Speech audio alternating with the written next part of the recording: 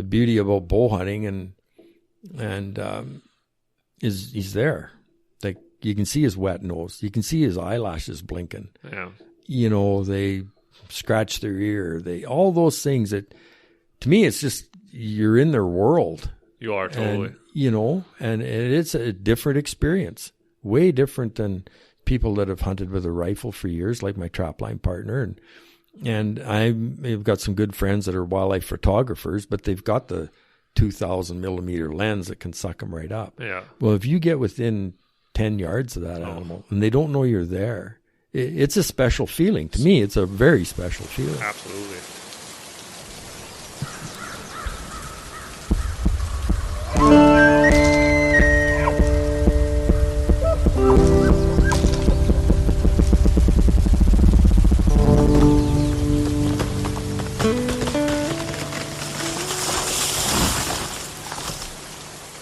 Hey guys, what's going on?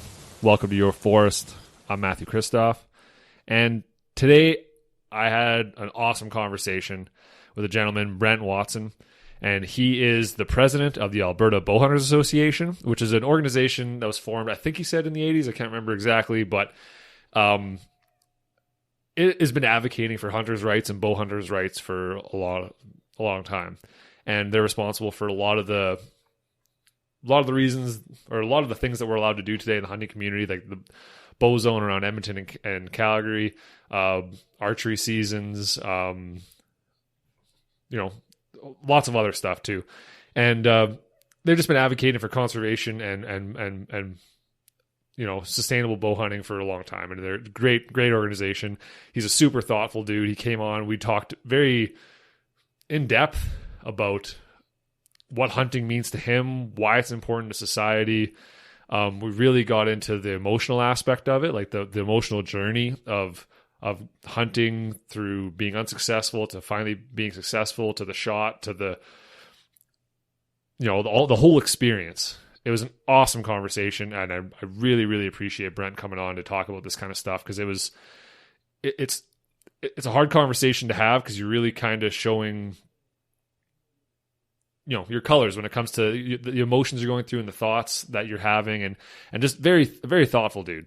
So I really want to talk about hunting from that aspect, from not an aspect of just acquiring meat, but also of how it makes you a better person and how it makes you more compassionate and thoughtful. And it might sound hokey dokey. A lot of you might be laughing. I don't know, but it's it was just awesome. I loved it. And I think you guys will like it too. And I guess without any further ado, here's Brent and I. I wanted to ask you about how long have you been hunting, and when did you start bow hunting, and how and just how did you get into this world? Yeah, I grew up rural community, outdoors from the time we were little, eating dirt in the garden and shooting bows and arrows out of Caragana sticks. And nice.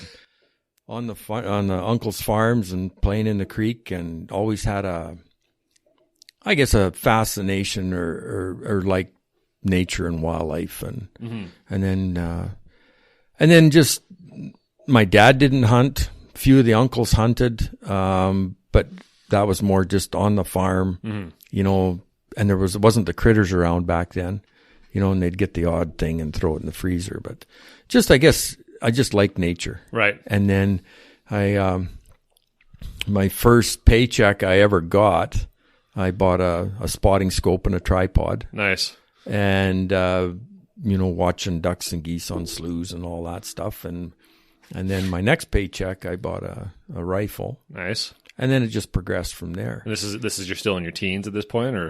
Yeah, I would have been working forestry. Summers would be 16, 17. Oh, okay. Yeah. So just grew up with it. This was part of you from the beginning. Yeah. Yeah. And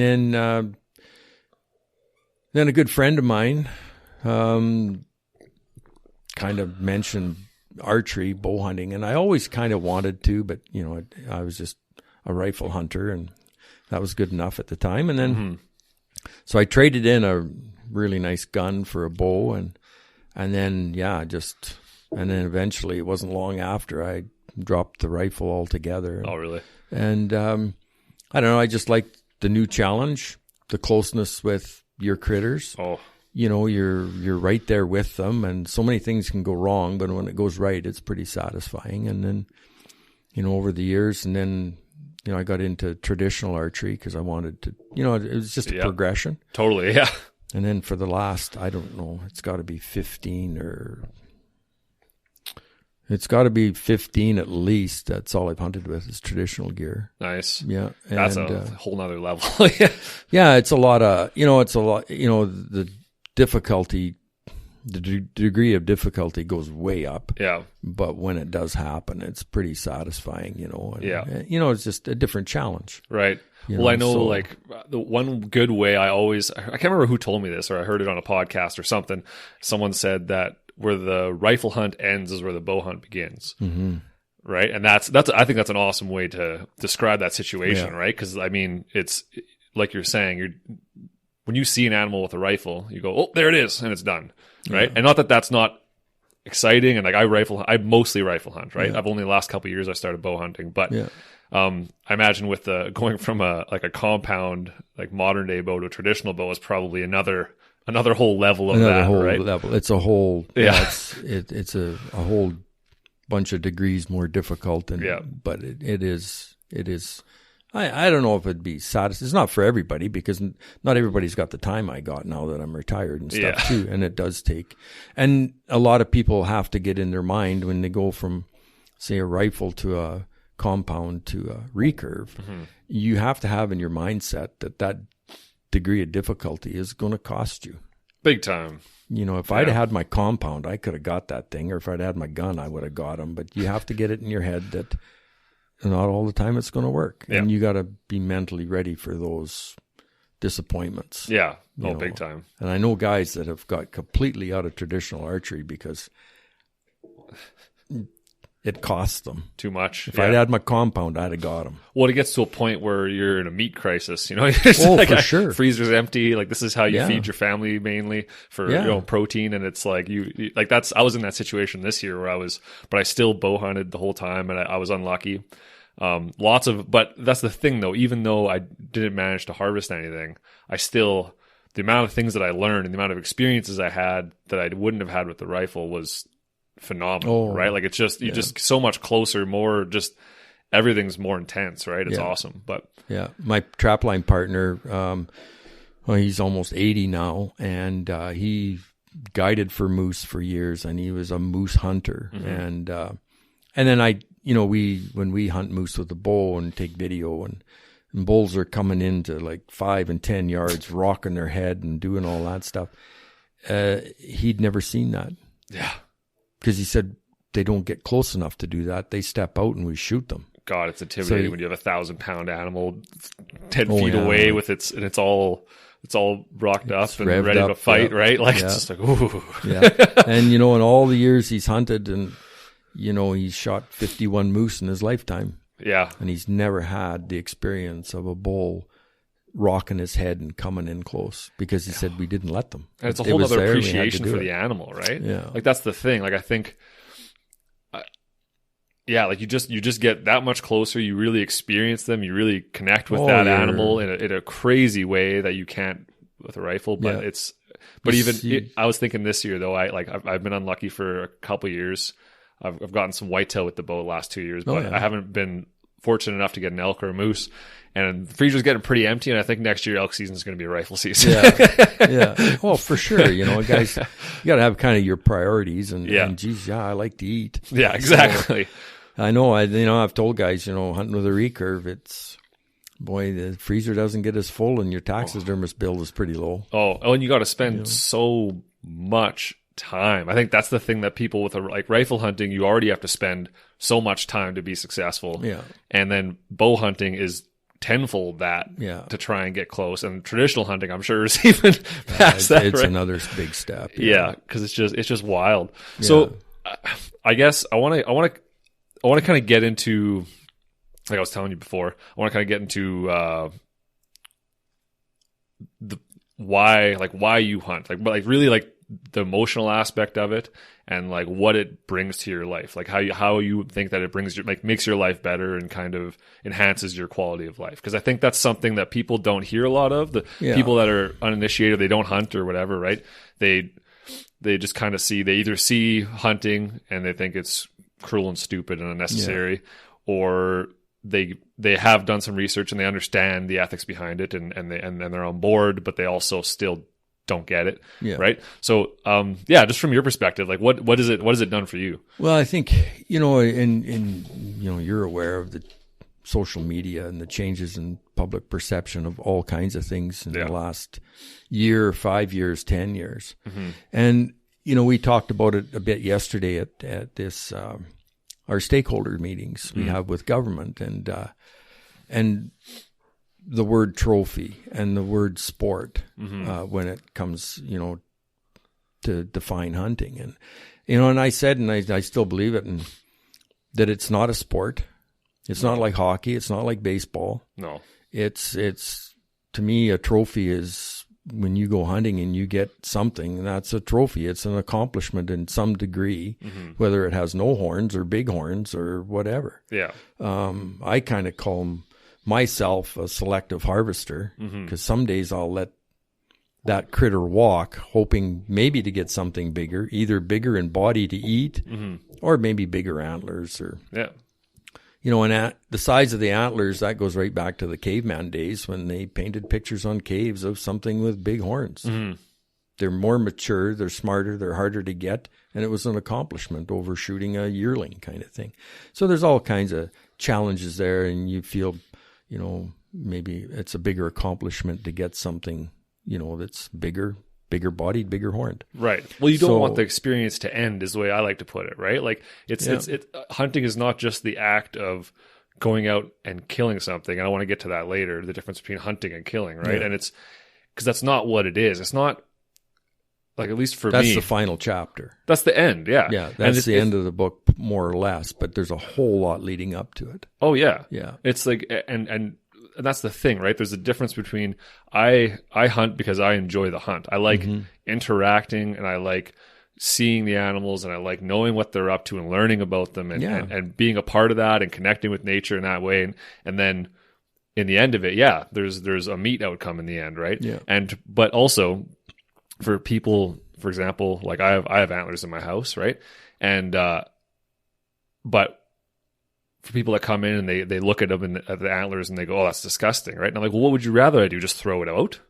Are we pretending that they're not beautiful? Like, I was going to shoot that animal anyways. Are we pretending that it's not a gorgeous piece of nature that we're representing here, right? It's no difference than having a beautiful piece of wood in your house or whatever. And it's just, it's a part of the animal that you're appreciating. Yeah. And it's not like you're going out and you're shooting this animal, cutting the horns off and leaving it. That's poaching, and that's super screwed up and messed up and egotistical, and nobody is arguing for that. No, exactly. Right? So it's... And it's just a reminder, like I've got lots of mounts and, horns, and I've got deer feet made into hooks to hang my coat on. And it's all a reminder of that experience with that animal. Yeah. And, it's all leading up to it, the days and the weeks of scouting or putting up tree stands or trying to, get something. And then when you do get it, and when you look at it, it's no different than when I take a piece of steak out of the freezer to cook that night. You remember that animal, how you got it, how hard it was to pack it out, all that stuff. It all comes back. Big time. And I think hunting, like to me, we talked about it yesterday, and there was a presentation, and it was about a new software that the government is using. It was private developer put together a software for population dynamics and all the things you can do and gotcha. And stuff. And he did a presentation, and he had the resident sport harvest in one of his PowerPoints. And all these other things were involved in resident sport harvest. So I said, I don't like that word sport, because to me it's not sport. It's not a game. No, it's like the best way I can describe it is it's a lifestyle. Like it's something that it honestly it's addictive in a way. Like it consumes your thought, and you just love. It's the experience, right? It's it's not the kill itself. It's the experience that is so addictive, right? Yeah. And the word sport is just so disingenuous and demeaning to me, because I said hunting to me, it's part of my culture. It's part of my heritage. It's part of my traditions. And it's to a lot of people. And that's what we got to get the message out is and for generations. It's not because of a certain race or a certain religion or any of that stuff. It's part of their culture going back 10,000 years. Well, my culture goes back just as far, maybe not on this continent, but my ancestors were hunters. So it's part of my tradition, and it's part of my culture, it's part of my everyday life. So that, to me, it's not a sport at all. No. And it's how you feed your family, right? It's like, personally, I take a lot of stock in being able to have like wild, super healthy, unadulterated, you know what I mean, meat in my freezer that I can feed my family. It's organic. It's the healthiest thing you can get out there. And like you were saying before, like we skipped over it a little fast, but talking about like the idea of taking out just a steak from like a beef steak from the freezer, right? There's no, to that person, it's just meat. There's no connection. There's no connection. And I promise you that if they might not even pay full attention to that meat and screw it up and end up throwing it out because they messed it up the cooking process. Whereas no hunter would ever do that because there's such a connection to that meat. You care so much about it. You take good care of it. You don't throw it out. Even if you burnt it, you're still going to eat it because you feel guilty for not having like totally used it, right? Like exactly. It's one of those, I can't overstate the connection thing, right? Like it's just. And I think that's what a lot of people just don't get. You know, and unless you've done it, you can't really. Yeah, and a lot of people say they're connected with nature. Well, they're not. They go for a drive in the country and they see a deer and they figure they're connected to nature. They're, I guess in a way they kind of are. But really, hunters are so much more connected. Oh, they're part of it. They're holding hands with nature. Their monies go to preserving nature. Even if we can't hunt something, we're spending money to preserve nature. And when we do hunt stuff, that money is going to make sure that that part of nature is going to be there for everybody. You know, and that's why I got a problem with some people that, you know, they got all these concepts and ideas about what nature should be and how it should work. Well, you don't have a vested interest. You get on a keyboard, or you get on you pound your drum. But start putting out some money. Start seeing what it's all about, you know, and, you know, Africa is a prime example with, you know, the hunting industry over there and all the flack it's taking. And you know, I pay attention to that because it's got ripple effects over here. And, you know, there's huge dollars that hunters spend, and I don't have those huge dollars to go spend it, but good on those that do, because that's supporting nature over there. And, you know, some of those countries, you know, they've bowed to international pressure and they've eliminated hunting or hunting of some species. Well, guess what? Them things are in big trouble because there's no monies for anti-poaching and all the rest of it. And so Africa's a whole nother issue. Like it's, I can't even, I know the arguments, and there's so much with that one that it's like, it's beyond me. So we see the same kind of things here. For sure. Maybe not to the degree yet, but there's going to be political decisions, there have been, about hunting issues, and it's totally based on emotion and not science, and it's got big effects. And, you know, that's where I guess, you know, maybe on another tangent is the involvement of hunters in the political arena. Being more active on social media, defending what we do, and we just need more people to get in the face of politicians and pound our drum, you know, and that's kind of a bit of a sore spot with me. We just don't have the people that defend what they do. There's not, and there's a few voices like the Alberta Bowhunters Association, right? You guys yourselves, and the Alberta Conservation Association, and the Backcountry Hunters and Anglers. There's a bunch of group, you know, there's all of us stakeholders, and you know, we go to meetings, and, you know, we do our thing and as associations, but It's so much more powerful if 1,000 individuals wrote a letter. Big time. Than if the Alberta Bowhunters wrote a letter. Yeah. Like, it's incredible. Mm-hmm. You know, because the politicians know what the Alberta Bowhunters are going to say or what the Alberta Fish and Game are going to say. They know what we're going to say. Yeah. But if they got 1,000 letters from just Joe Public, it's hard to ignore. That's powerful. Yeah. 100 letters. Yeah. Yeah, because like one letter, it has to translate into how many other people that haven't written a letter, right? So they have to have that thought in mind, I'm sure. Yeah. No, it's, yeah, and just like I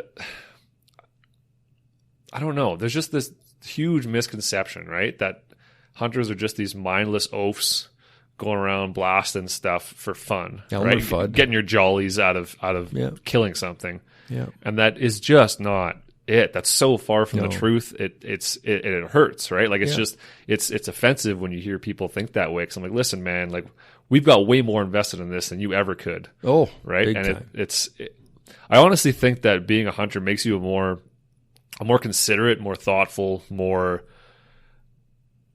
well-rounded person in the end, really. Cause it just, you have a connection with life and death and with the natural world in a way that, even if you're someone who spends just as much time hiking as you and I do hunting, you're not, no matter how much you hike, you're not going to have the connection that we have. Because you're not, if like the only person that might would be maybe like a wildlife photographer.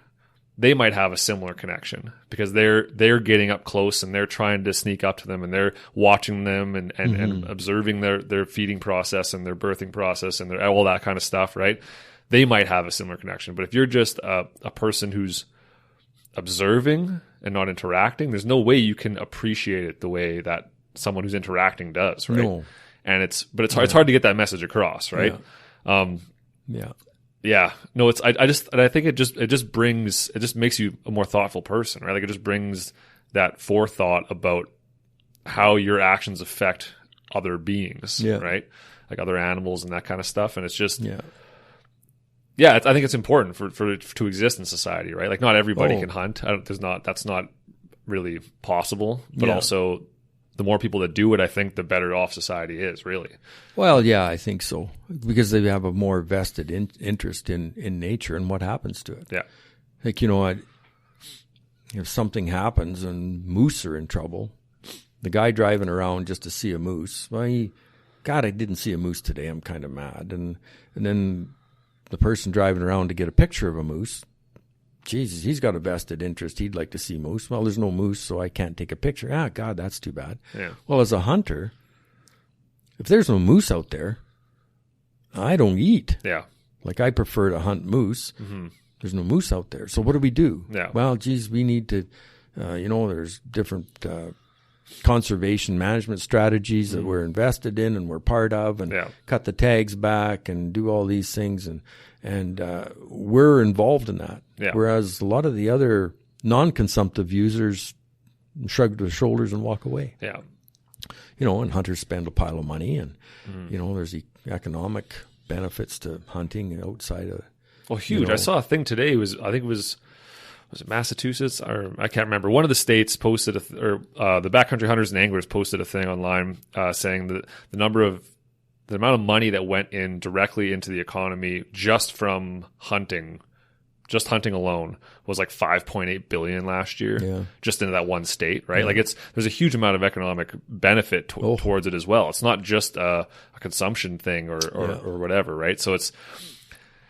Yeah, it's lots of spin-offs. Yeah, it's a huge economic driver in a lot of places. Yeah, So and the kind of the first line defenders of any species is hunters. Yeah, has been for centuries. Theodore Roosevelt started the Boone and Crockett Club, and that was all about conservation. We got to stop this. Unlimited stuff. We got to put seasons. We got to, and that's going back a couple hundred years. Well, because they have a vested interest, right? They're not interested in seeing these animals not exist anymore, right? And they're the first line of realization that there is a problem. Yeah, right. Yeah, because we're the first ones, always have been. If something is in trouble, we're the first ones to throw our hands up and say, "Geez, we got to stop. Yeah, we got to change." All the biggest names in conservation have been hunters. Yeah. Right? I remember Aldo Leopold, 30 years ago around Grand Prairie in our Fish and Game Club. Yeah. We could see over the course of a few years that it was a general moose season. And with the population growth up there, the increase in access, moose population was going down. Yeah. Guys that typically are good moose hunters weren't getting moose. The size of the carcasses coming into, we had meat records from the butcher shops up there that, 5 years ago, an average moose was 600 pounds. Now it's 400 pounds. Really? This age class is smaller. We're trimming off. We have our awards nights, and we're not getting any big bull moose entered anymore. I'm a measurer for Pope and Young and Boone and Crockett, and there's no moose to measure. Whereas 5 years ago, we were scoring big bulls. Well, and you want the whole age class to be out there, right? You want those big bulls, and you want, because they have an interaction with nature that the small ones can't have too, exactly. Right? So when you lose, all the indicators were that we don't have the moose we used to have. Yeah. And so we started lobbying with the biologists and fish and game conventions and the government to put moose on a draw. Yeah. Because they can't sustain this pressure. Yeah. And it took 4 years, and moose went on a draw, and they've been on a draw ever since, and the draw has expanded. Yeah. So that's a sign, like the person that was driving around out there just to take a picture of a moose, he didn't lobby to do anything. And so it was hunters that stepped up and said, geez, we got to preserve these moose. Yeah. Oh, for sure. It means I can't go hunting a moose every year, but that don't matter. Right. We want moose on the landscape. I want to be able to do that from now and again, right? Like, I remember even in my lifetime when I first started hunting, I could draw a moose tag in 350 south of Slave Lake every 2 years, on priority 2.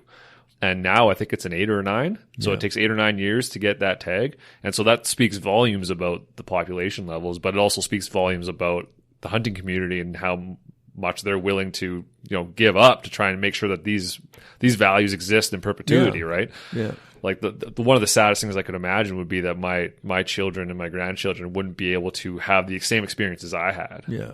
Right. And it's just, exactly. No, I couldn't agree more. Yeah. For sure. Yeah. So, and so we're, as far as hunters go, we're heavily involved with, stakeholder and I guess senior fish and wildlife personnel. Right. The Alberta Bowhunters Association, or just hunters, you mean? Yeah. And hunters in general. Right.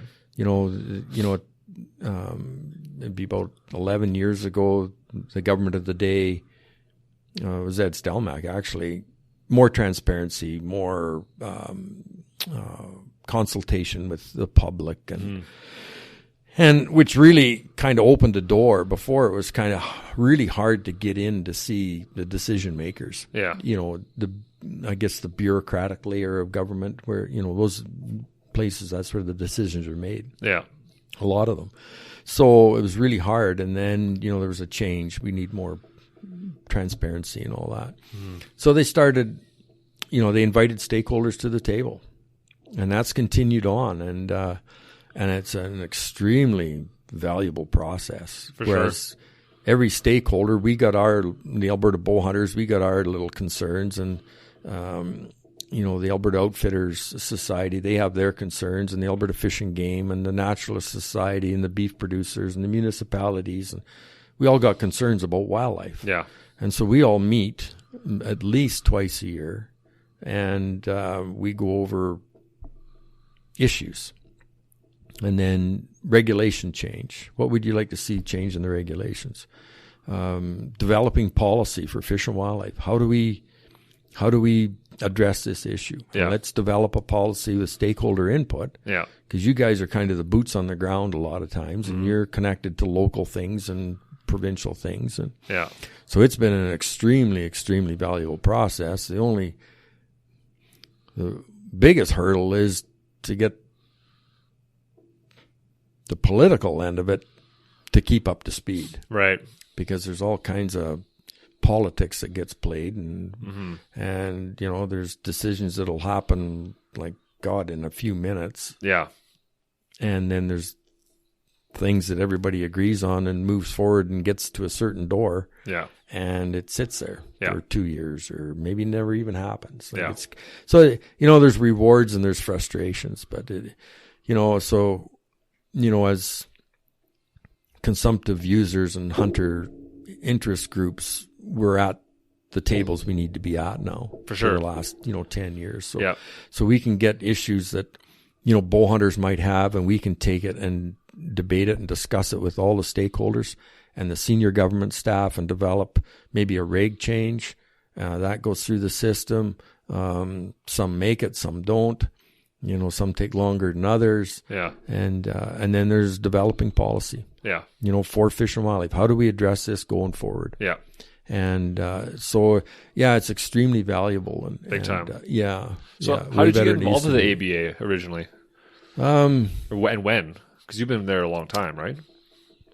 Yeah, so I, even going back to, in the early 80s, I always, like with the local Fish and Game Club, always felt you had to give something back. Yeah. So the club was just getting resurrected, and a couple of guys I, just knew, not real good, but so they were getting involved. So I went to the one meeting, and then of course, there's 10 of you there, and yeah. So I'll do membership, and then it kind of started like that, and then I was president a bunch of years, and you're president now too, aren't you? Of the Fish and Game Club back then, and then I got into bow hunting, and then the archery club in Grand Prairie was just getting going, and got involved in that, and then there was this Alberta Bowhunters Association, and they had a banquet in Edmonton, so a couple of us come down there, and it was just, and that kind of changed it. You just see all of these guys and girls too. Not so many back then, but piles now, and it's awesome. And it's all bow hunters. Yeah. And you talk to them, you hear their stories, you hear all this stuff, and the things that are going. You go to some of the meetings, and this is the things we're lobbying for, and all that stuff. So, and you guys have managed to do a lot for the province, for hunters in general and bow hunters specifically too, right? Like you guys have pulled off a lot of lobbying, a lot of. Yeah, it's been, I started in the executive, it'd be 20 years ago. And then I was regulations guy for a few years. Mm-hmm. And then been president this will be my 14th year. Oh, okay. So, you go to these meetings. No term limits over there, eh? No, you kind of... Yeah, when you go on the ground, you're done. But it's been good. We cleaned up a lot of stuff internally with, our constitution, all of those kind of things. We kind of got it all up to speed. Yep. And so the ball is just nicely rolling down the road. It doesn't take much to keep it going. And then, finding out what bow hunting issues are, and hunting issues too. Like, we're not just, pound on the drum for bow hunting. There's a lot of general hunting issues we get involved in. Big time. So, and that's in concert with other user groups too. They're pounding the same drum. Yeah. So then collectively we can go to government, whether it's the Alberta Parks Division or Fish and Wildlife or Agriculture, and voice our concerns. Yeah. And, kind of kudos back in the day for the government to say, we'd like you stakeholders at the table on a consistent basis, and so we've had these advisory group meetings for 11 years. And then there's different committees we sit on and, research all this stuff, bring it back to the general group. Yeah. And I've found it's been extremely good because all the players are there. You can talk face to face. It's not, Facebook stuff. It's not a debate. It's not. Yeah, and you can actually hear kind of what they say, and you can argue back and forth, and your point and our point, and you're wrong, and this is why, and all that stuff.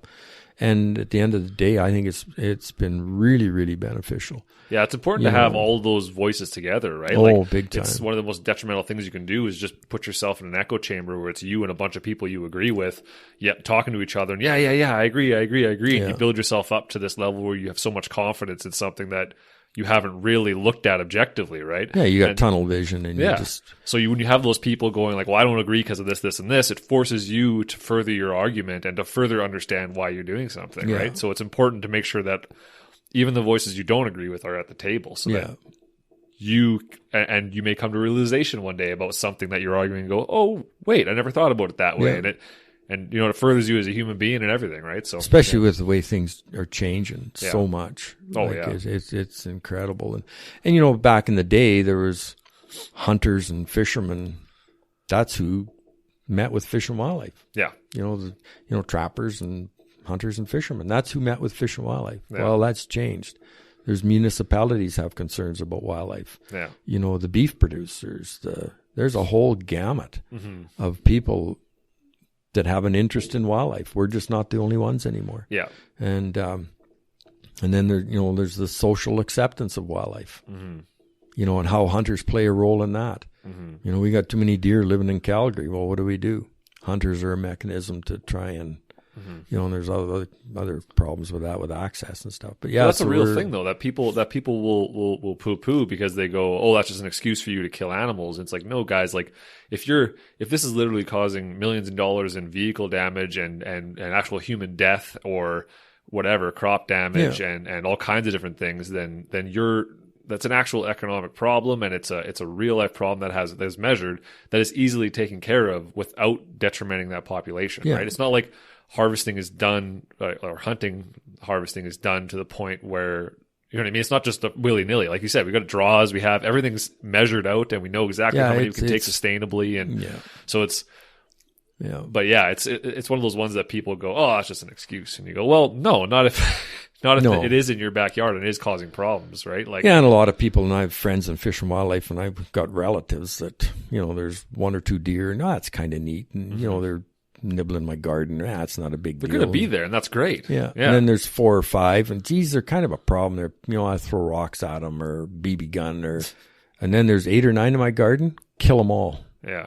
So people, even the people that don't like hunters and they like the wildlife, it gets to a point where they want the wildlife out of It's there. inconvenience, and it's dangerous. Like like, well, even, and this is a super controversial subject, but even like the grizzly bear hunt in northern BC, right?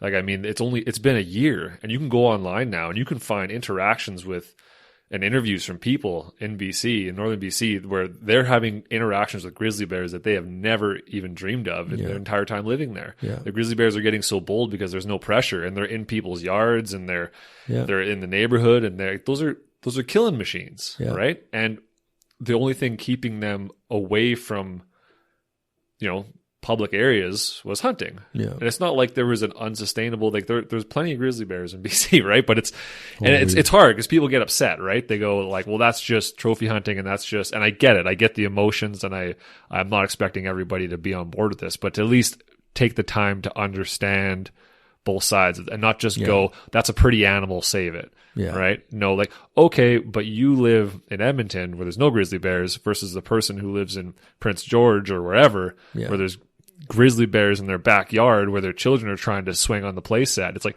that's a totally different conversation. Oh, big time. We've got it in Alberta. Yeah. We've got grizzly bears now where historically, in recent history, there were no grizzly bears. Yeah. Grizzly bears were a plains animal for the most part. And then, you know, I guess the pioneer movement and all the rest of it pushed them into the mountains. But they were a plains animal. And so now there's grizzly bears back out on the plains. Yeah. And it's a good thing. That's a good thing. But we also don't want... To a certain degree. Exactly. Yeah. We also live on the landscape, and we also want to protect ourselves and make sure, like, you want the grizzly bears back in their historical range. Absolutely you do, right? But you also need to have education and wisdom around them being there, right? Because that's it's a 600-pound muscle with teeth. It's a carnivore. Yeah. Yeah. You know what I mean? You know, they eat vegetation too, but they are they're an apex predator, you know, and we're prey. Yeah. You know, we see it all over the province, especially up in the Northwest region. We've got grizzly bears like everywhere. Yeah. And they're right around the city of Grand Prairie. They're in the farming community. They're all over. I had a bit of a debate when the grizzly bear was in Calgary, maybe a year ago. And there was this grizzly bear in Calgary, and they're trying to catch this grizzly bear. And there was a thing on Global News had an article, and there was these people saying, we got to get rid of this grizzly bear. So I went on there. I don't do Facebook much, but I'm sure this went well. I can already sense. So I went on there and I said, leave the grizzly bear alone. Mm-hmm. The grizzly bear is just doing what grizzly bears do. Mm-hmm. Grizzly bears were there way before Calgary was there. Yeah. That's their home. Mm-hmm. You guys need to learn to live with the grizzly bear in Calgary. Yeah. Well, holy cow, I just got ripped. And then I went back on there and I said, well, that's what you people from Calgary are telling us to do in northwestern Alberta, is to co-inhabitate with the grizzly bear. They were there first. You know, you got to leave them alone. You got to learn to live with them and all that stuff. But when it's in your backyard, your opinion changes. Big time. And that's the hard part, right? And that's the hard part. They just don't realize that. Yeah. And not that I don't know enough about grizzly bear populations in Alberta, although I have a woman who's trying to come on to speak to it, and they're not at a level that we want to start hunting them or anything like that. But, actually, we've had presentations made at these stakeholder meetings. Oh yeah. And they've got, within 2 years, they'll pretty much have the province inventoried.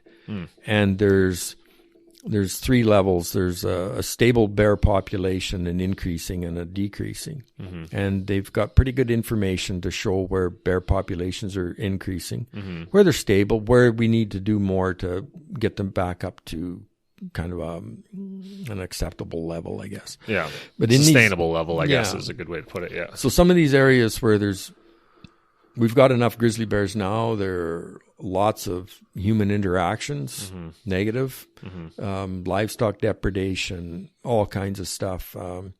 We could sustain a hunt easily, but the social acceptance isn't there. Yeah.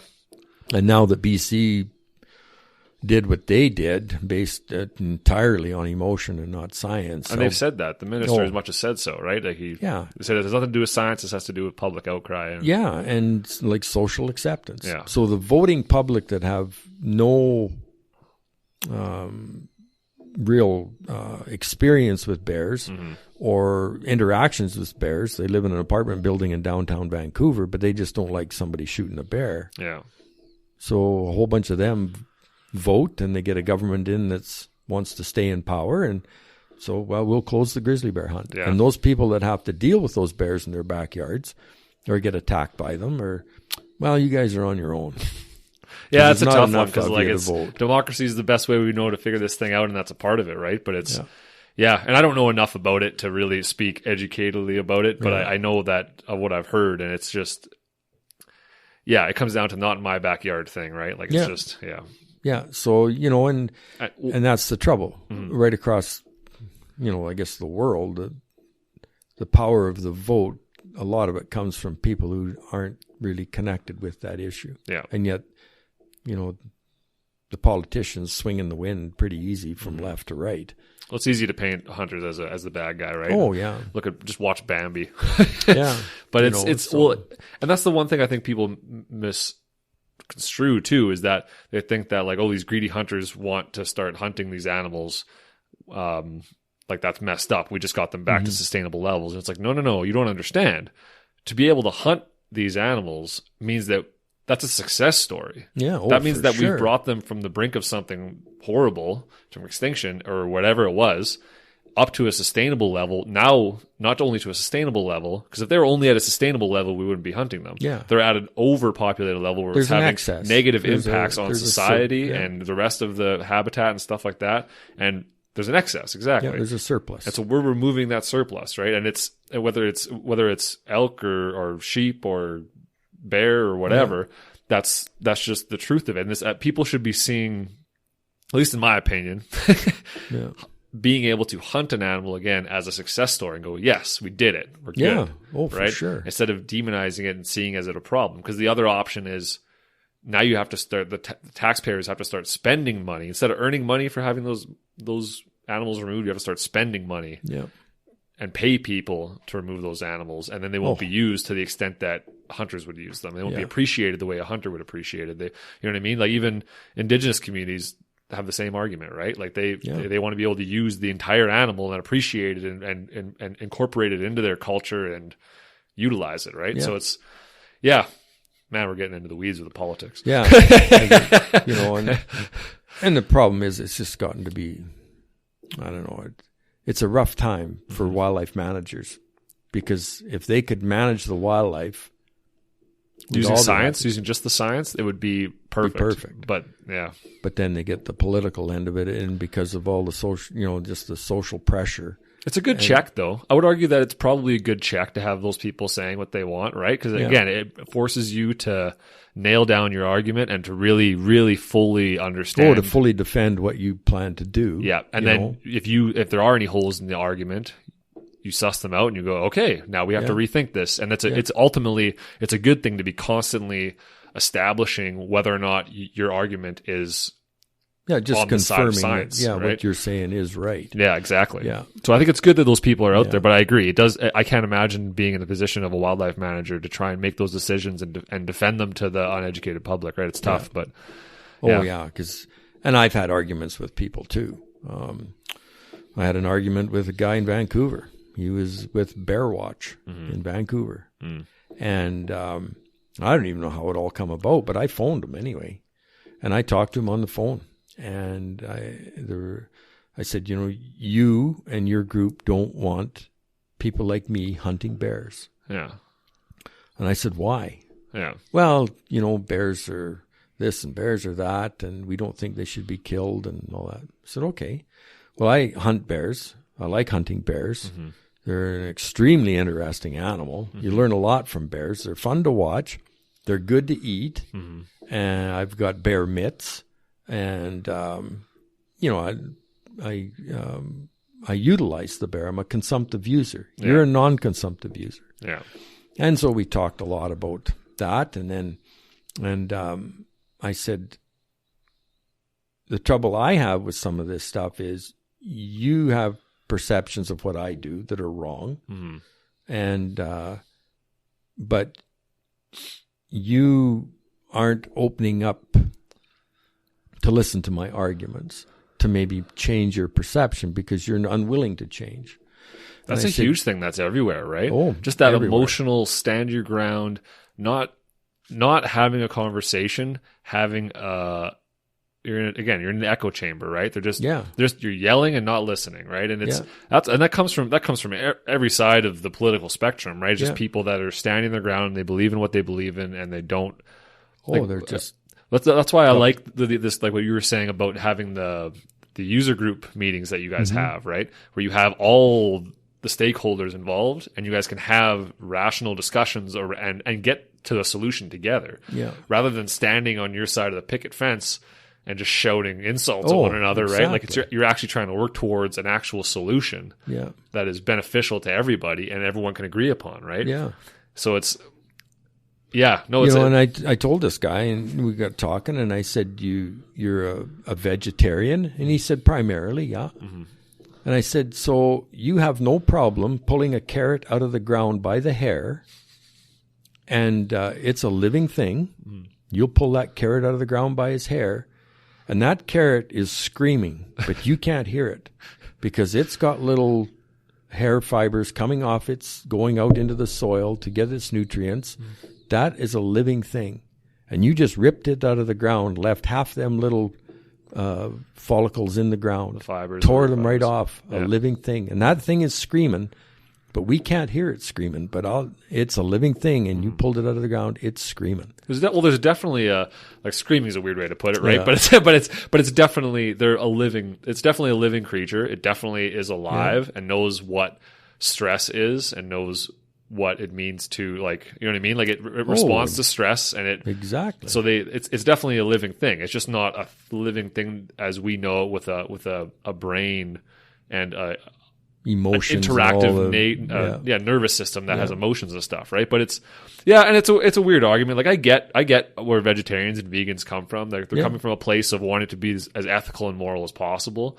And I support them in their decisions to do what they do. Yeah. I think it's great. Like I think even for a health purposes, I got no problem with it. Yeah. They just have to realize that they have a huge imprint on the landscape, maybe more than hunters do. Yeah, and I have no idea. I've struggled with that argument for so long. I don't know. Their vegetables come from somewhere, and you look at farming practices and all the other stuff.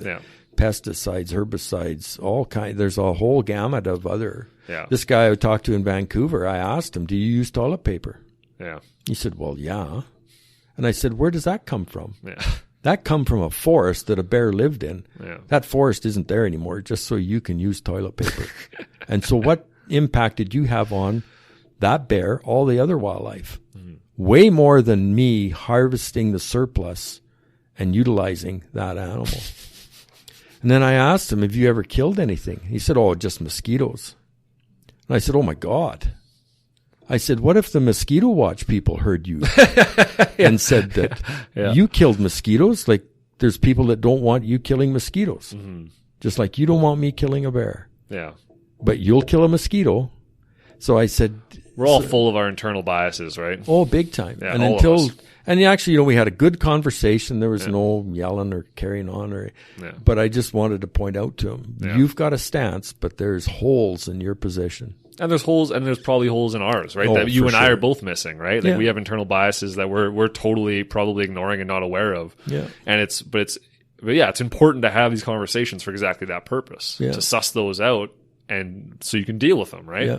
Yeah, no, I know I fully support the hunting process and it ties in perfectly to conservation and environmental protection and everything, right? It's part of that system. Yeah. And a lot of environmentalists, like you go online, there's a lot of environmental groups and stuff that they see hunting as the anti-environmental protection, right? Yeah.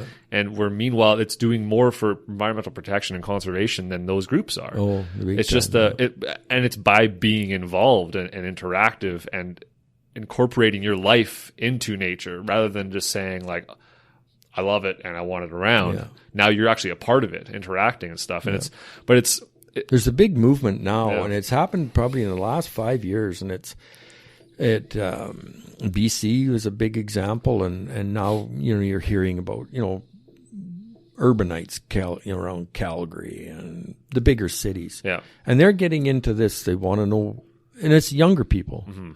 They want to know where their food's coming from. Yeah, big time. They want to be able to get their own food. Yeah. There's people, you look at the hunter ed statistics, and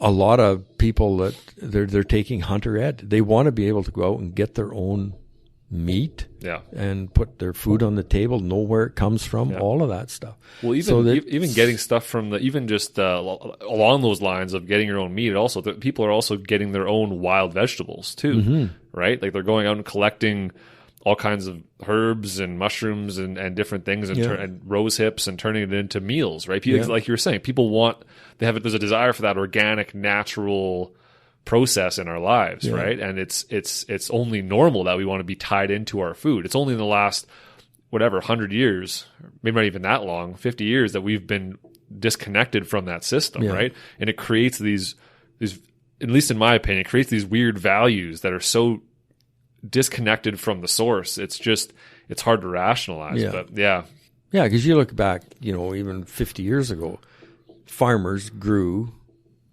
isn't maybe the right, raised, pigs, chickens, cattle. Mm-hmm. They produced wheat and everything else, and they consumed all of that in-house. Yeah. And then if there was surplus, they'd maybe take it to town or sell it to somebody. Well, now we've gone to that guy produces cattle for all of us. Yeah. And those guys produce chickens for all of us, and eggs and all of that.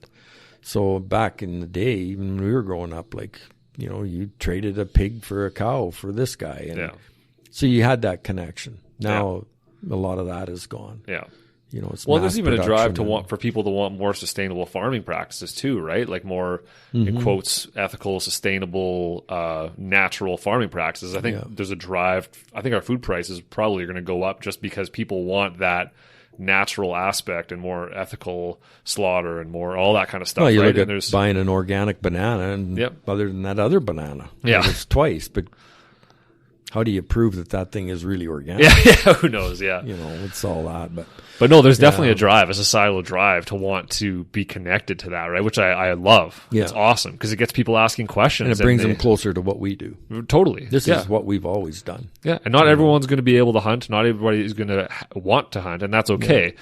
But my argument is that people should understand it from as true a perspective as possible so that they don't have internal biases regarding what hunting is, Yeah. right?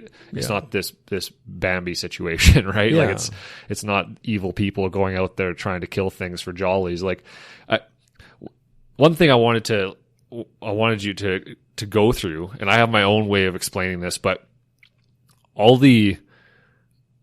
just to try and point out what the importance of the hunt versus the kill, right? Mm-hmm. Like what the emotions that go through my mind from, I'm hunting and then I see an animal and the approach and the setup and the waiting and then finally the shot Mm-hmm. and the kill and the cleaning and everything, right? Yeah. So I wonder if you could quickly just go through kind of your own mindset, where your head's at, the emotions you're going through when you go through that situation, right? Because I wonder if you just do that for me, starting with the the hunting and the relaxing and then, yeah. Well, so it's a hard one, and but I've never really heard anybody really explain it well, and I'll add my own tidbits in between of how I feel as well. But so there's a lot of emotions. Guess there's degrees of hunters. Yeah. And I put myself maybe at the extreme side of being a hunter. Mm-hmm. And I've had conversations with other hunters. Yeah. And I think everybody, if you're a hockey player, there's different levels of hockey players. Of course, yeah. There's levels to this thing, everything. Doctors, everything. There's different levels. You're just not all the same. Yeah. I kind of put myself maybe more to the extreme. Yeah. When I go hunting, my goal is to kill something. Of course. I'm a hunter. Yeah, absolutely. I want to put the meat in the freezer, all of those things. So when I go out, when I go hunting, I try and put everything, I guess, in sync to achieve that success. Yeah.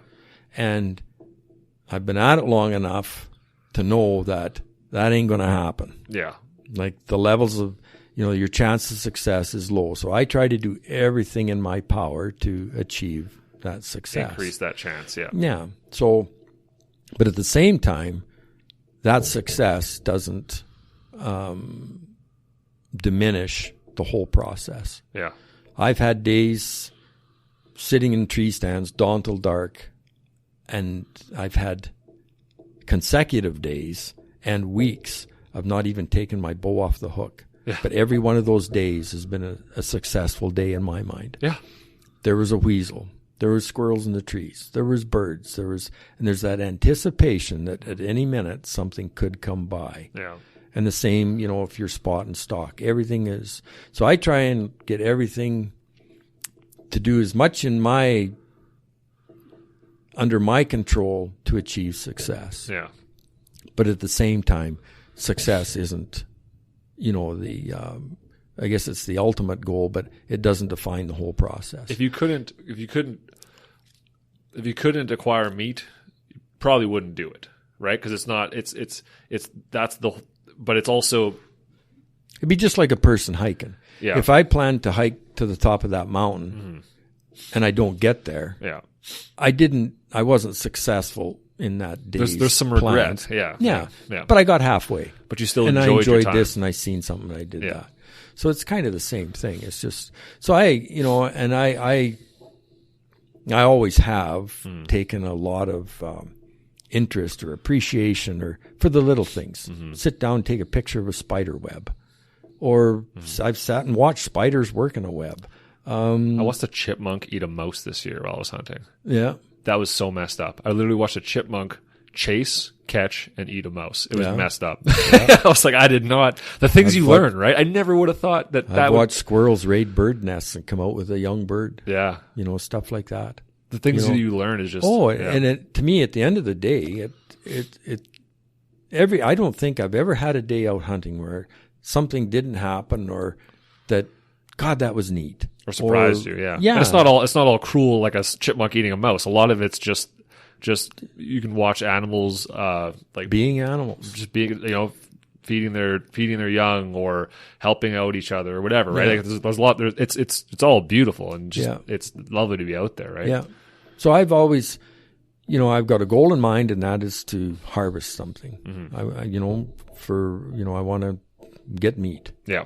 Is our ultimate goal. Yeah. Whether it's got smaller horns or bigger horns. Some days I've let stuff walk, and other days, God, that thing is at 10 yards broadside, and sorry, buddy. Yeah. We're going home. He's coming home with me.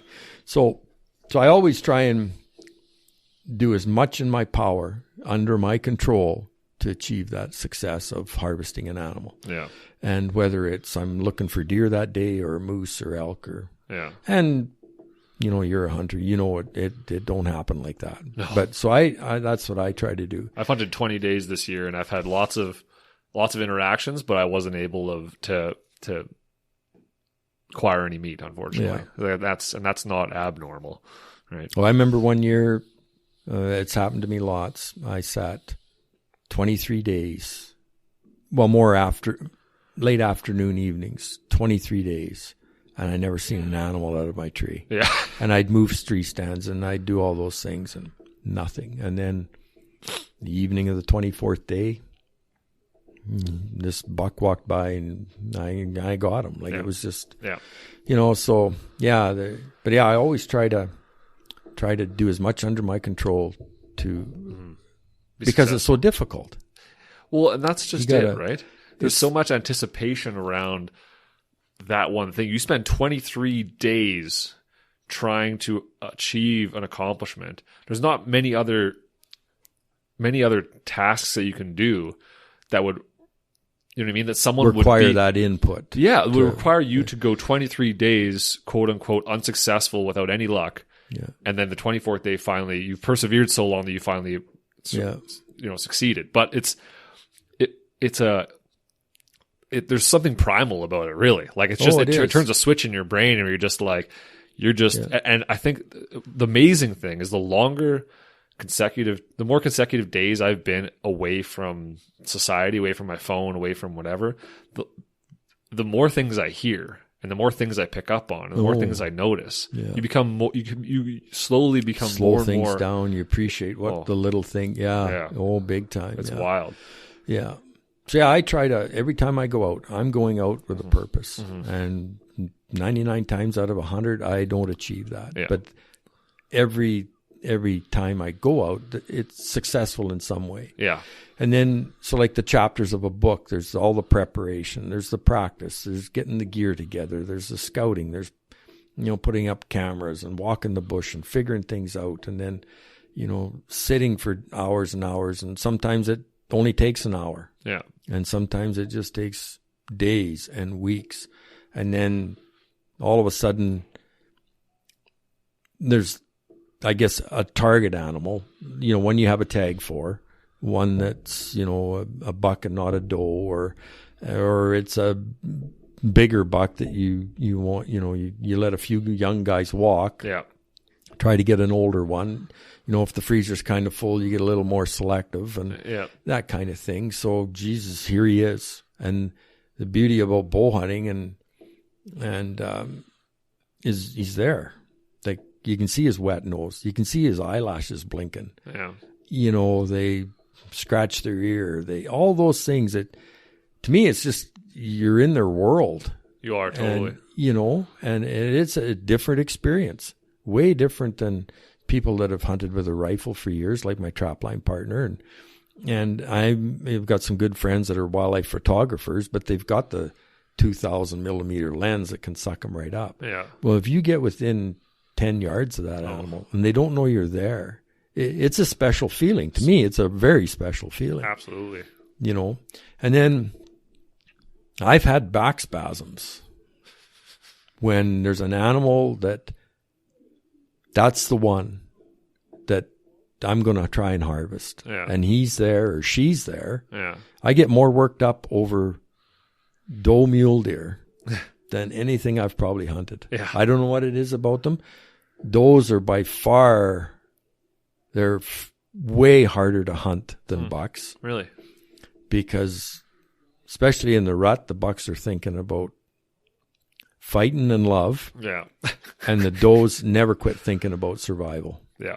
And they're switched on all the time. Yeah. And when we had lots of mule deer and, we'd draw doe tags and we'd hunt them with the bow for one, they're excellent eating. Mm-hmm. They're hard to get. And you got to try and figure out a dry doe out of all the rest of the does. Yeah. And, they're good eating and all the rest and good practice. Yeah.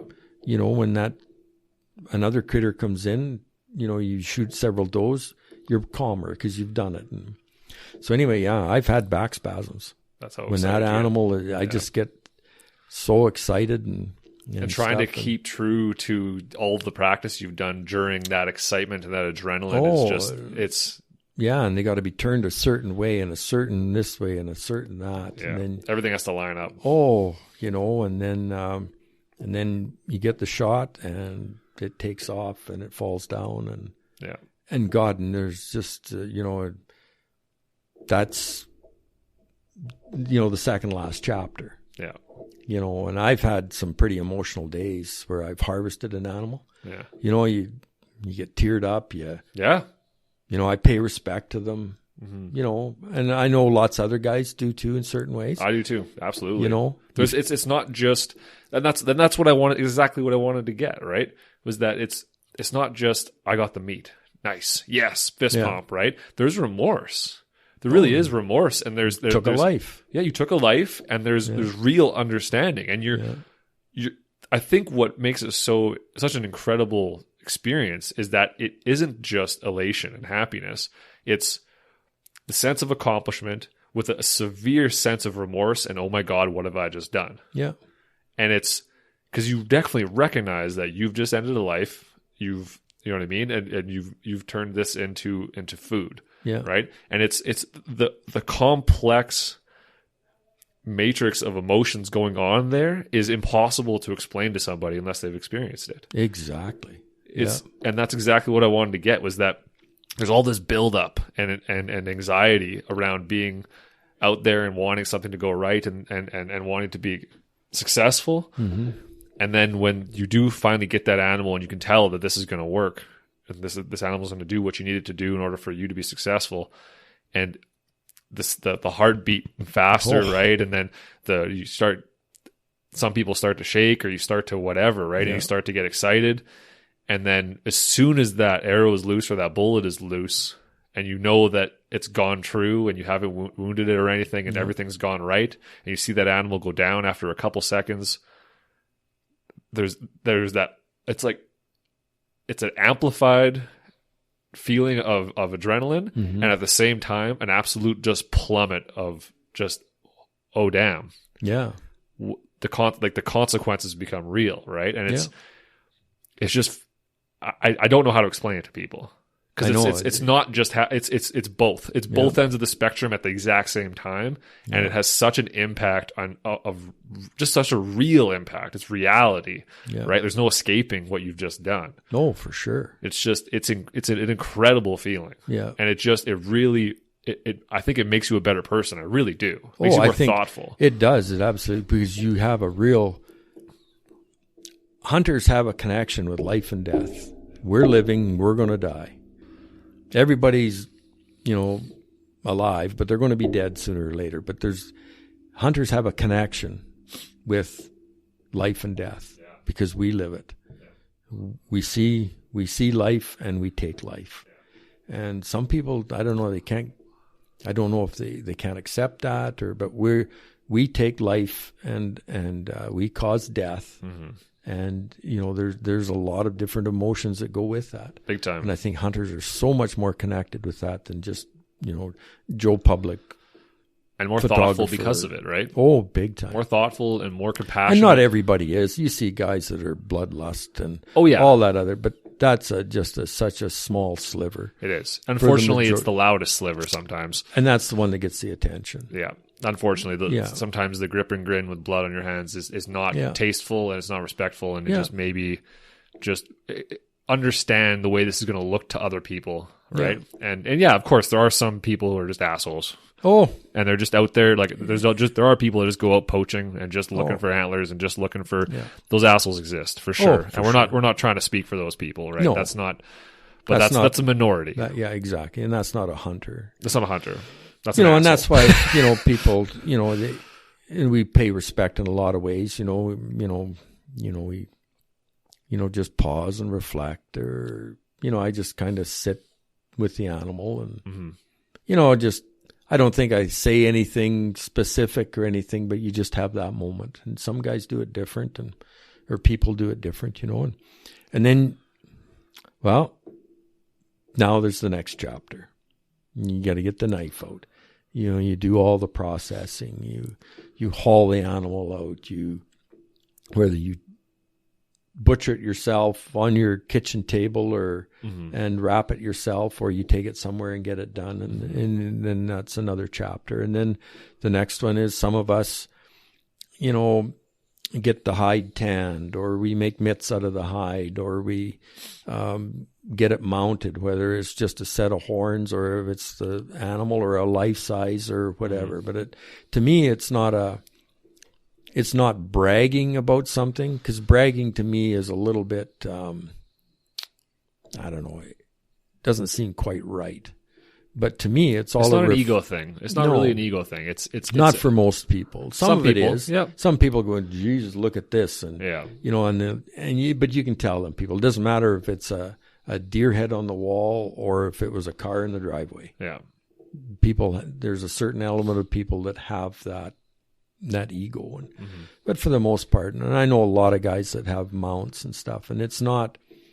Some of them are quote unquote big or special in a certain way, but most of it is just to pay homage to that animal, to respect. That's part of the paying respect to me. You look at that animal, and I've got quite a few things, and I'll go downstairs, and some days I'll just go down there and sit, and I'll look at that thing, and I'll go through the whole. God, I had to move that tree stand 3 times, and I sat so many days, and I did this, and I did, and you remember things, and you re-experience the whole thing, and you. Yeah, it's hard to convince people that. And that salami was awesome. Yeah, like all of that stuff. Yeah, and absolutely. To me, it's a level of respect. Yeah, totally. You're utilizing that whole animal, right? Yeah. So I think. And that's what we have to try, I think, as hunters and consumptive users. We have to get the message across a little more. Like I said before, it's my culture, it's my tradition. Hopefully it's a legacy that I've passed on, which, has kind of happened. And then it's about paying respect. And just because I have something mounted and put on the wall, it's not an ego thing, and it's not, it's a trophy. Well, a trophy is a trophy in the eye of the beholder. It doesn't matter what it is. And it's just paying respect. And it's all part of the process, and at the end of the day, we're there to ensure basically that this wildlife is going to be around. And I can't hunt moose every year like I used to because of a draw. Well, that's just the way it is to keep moose on the landscape. Yeah. So it's, some people, when you start to explain to them, they kind of don't hunt, and they've got certain values. And I've had a couple of people actually that I've taken out, and they've seen the harvest, and they've kind of seen, I don't know how I do things, and they've actually come around. Actually, one hunts now, and when they got their first animal, it was a whitetail with a bow. And now they get it. Yeah. They get it. Yeah. They get that connection now, and the excitement and everything, and then getting their hands bloody and having this is mine. And geez, we had steak the other night. Oh, it was so good. And so it's always on your mind. Yeah, it's always on your mind. My wife gets upset with me because that's all I talk about. Well, I'm lucky too because my wife hunts, and the son does, and his wife and son-in-laws, and so we're all kind of connected with it. So I don't have to, battle it too hard. Yeah. Oh, not that I'm battling it at all, but it's just funny because we'll be sitting down for Christmas dinner or something like that, right? And her and my father-in-law or me and my father-in-law are talking about hunting, right? And she's like, can you guys just like I know. enjoy Christmas? Like, let's do Christmas right now, right? It's like, Day off. we're here. Let's do this part. And they're just like, sorry. Yeah, you're right. I'm getting. Yeah. And then especially, involved in like the ABA and stuff. It's 24/7 every day of the year. Yeah. No, it's awesome. So, but yeah, I don't know where it's all going to go. This social influence on politicians is kind of scary. Yeah. But I think personally, I take the stance that I think the internet was a good thing. I think all the bullshit that we see coming from there, I think it does more interconnectedness and connecting certain people in a good way that are trying to achieve something good for society. I think it's ultimately a good thing. Although there is a lot of, negative and there's a lot of that, but you can choose to focus on that or choose to not, right? So it's a vehicle to get our word out. Yeah, for sure. As much as the other side gets their word out, well, at least we've got that same vehicle. It's just if we take to choose it, and that's one of the things I have struggled with for years and years is to get people involved, and it doesn't take much. No, one letter to your MLA, because I have friends and family that work for government, and when a letter from an MLA comes down the pipe, it hits your desk, you stop everything. You could be working on something that'll save the world tomorrow, and you get a letter from a concerned constituent from an MLA. Yeah. Everything stops. Yeah. And they deal with that one letter. Yeah. And I've personally, outside of my Alberta Bowhunters president position, I've personally, I'm involved in an issue right now where I wrote my MLA. Yeah. And one letter followed up with another letter, not accepting the first response, wasn't good enough, followed up with another letter, and now the minister took my concerns to another minister who formed a committee, and they're dealing with my concerns. That's good. And I'm still dealing with it. And government works slow, and it's so frustrating to to try and get people to write a letter to your MLA. Like that's the quickest way to get results. Don't come to me and want the ABA to do something. You do something. Because we can write a letter. Yeah. But your letter is 10 times more powerful than a letter from the Alberta Bowhunters. Yeah, because they know what they're getting from them. But from exactly. And this constituent votes. The Alberta Bowhunters don't vote. Yeah. And if we could get 10 of you guys to write a letter, oh God, the power, it's incredible. Yeah. But they'll sit around a beer, have a coffee over lunch, and they'll pound that drum for hours. Yeah. Get them to sit down. I did a piece in my president's report, and I spoke about it at the banquet. That letter took me 4 minutes out of my day to write that letter.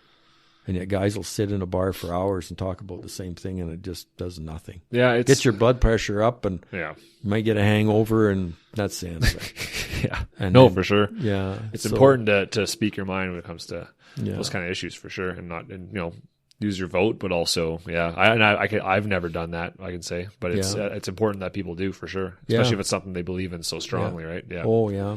Absolutely. Yeah, just the power of one letter. It's incredible. And people just, geez. Couldn't do that. It does. It does. It does. God, That's what people think. I think they think that it gets lost in the fray, but it sounds like it doesn't, so that's good. Yeah. So just the power of one letter. Yeah. Just write your MLA. It's awesome. You have any kind of final thoughts you want to leave people with? I mean, I think we've really done the conversation justice here. I think we've gone through a lot, but if you had any final things that you wanted to finish off before we end this thing. Not really. I think we covered it pretty good. We did a pretty good job. Kind of get to the meat and potatoes of a lot of things, And, and there's so much more conversation to be had, but for the sake of a podcast, I think we better shut her down. Sure. Sounds good. I don't want to have a 3-hour podcast. I think people might cut out pretty early.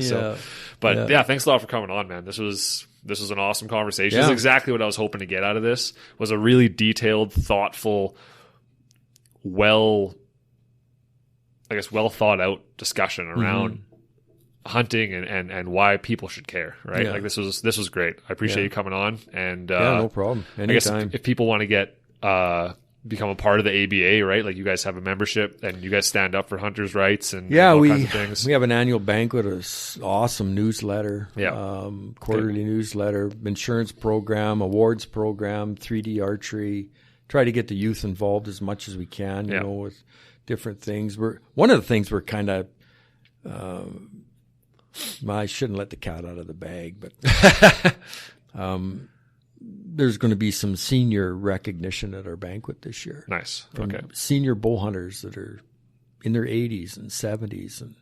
Nice. And you know, we focus on the youth and all that other stuff. Well, there's another spectrum there that we should be inspired by and motivated by. So we're going to do some of that this year. That's awesome. Yeah. And that's the Alberta Bowhunters Association.com.ca. No, www.bowhunters.ca. Oh, just bowhunters.ca. That's it. Oh, okay. Yeah. And if they Google Alberta Bowhunters, it'll come up. Okay. Yeah. Perfect. Yeah. Awesome, man. Well, this is awesome. And I think people are going to love this. Yeah. This will be good. Glad to help out. Yeah. Well, thanks a lot for coming on. Yeah, no problem.